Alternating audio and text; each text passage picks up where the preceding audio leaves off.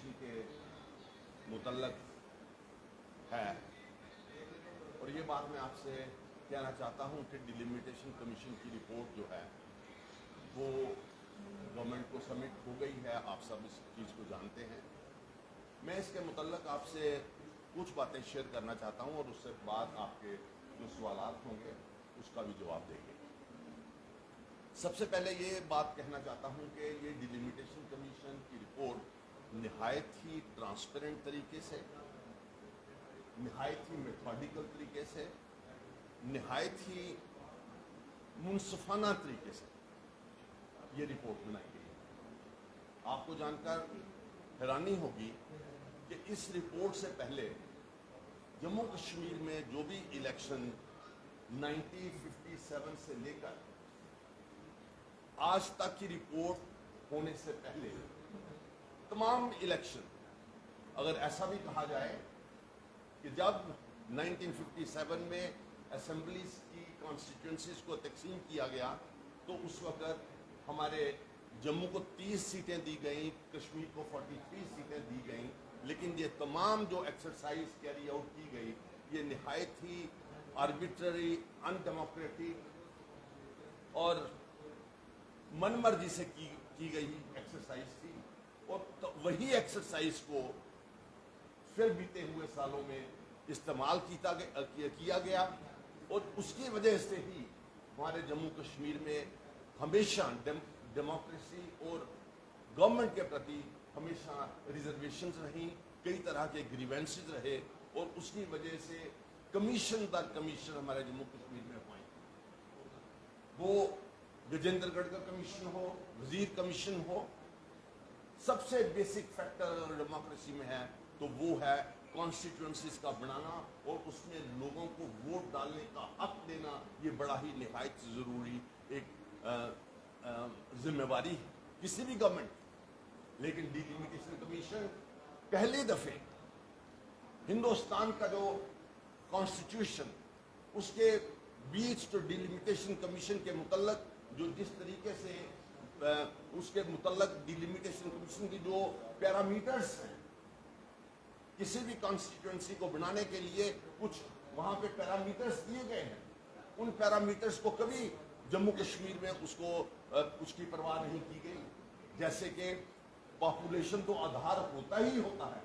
लेकिन उस पॉपुलेशन के साथ किस कॉन्स्टिट्यूंसी में किस तरह की कम्युनिकेशन के तरीक़ाकार हैं, उसकी प्लेसमेंट और उसकी लोकेशन क्या है, उसकी टोपोग्राफी क्या है, उसकी कंटिग्यूटी क्या है और उसके कई तरह के जो फैक्टर्स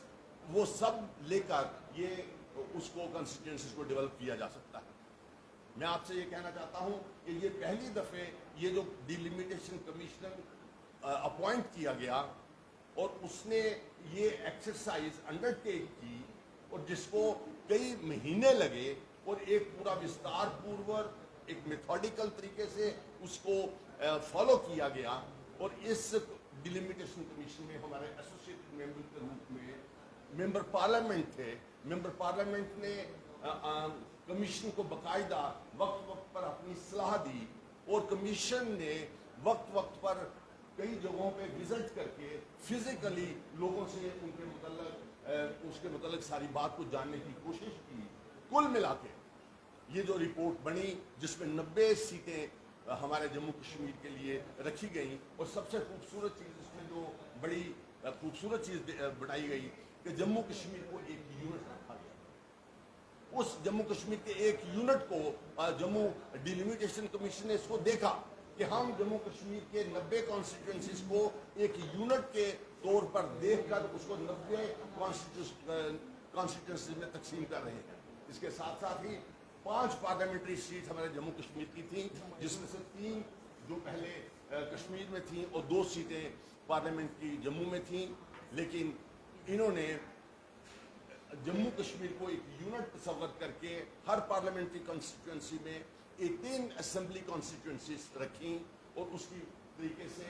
5 सीटें 2 सीटें हुई। लेकिन एक सीट जो कि जिसमें 18 कॉन्स्टिट्यूंसीज होनी चाहिए थी 18, उसमें अनंतनाग और अर्जोरी और पुंछ को इकट्ठा करके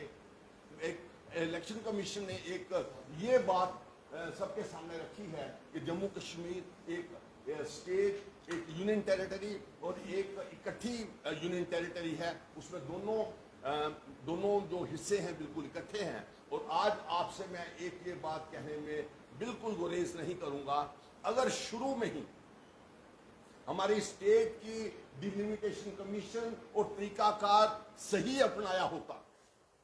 جس وقت پہلی دفعہ الیکشن ہوئے ہیں، میں یہ کہنا چاہتا ہوں کہ شاید یہ ملیٹنسی جو ہمارے اسٹیٹ میں پچھلے کئی سالوں سے چل رہی ہے وہ ملیٹنسی نہیں ہوتی، اور شاید یہ پلائن جو ہوا پلائن نہ ہوتا۔ ڈیلیمیٹیشن کمیشن ڈیموکریسی کا ایک نہایت ہی ضروری آرگن ہے، جس کی وجہ سے ہماری ڈیموکریسی کو ایک طاقت ملتی ہے۔ ہر آدمی کو یہ احساس ہوتا ہے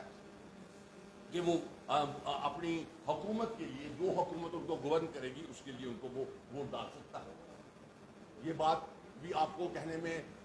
میں کہنا چاہتا ہوں کہ پچھلی حکومتوں نے کئی پاپولیشن کو ووٹ کے حق سے محروم رکھا،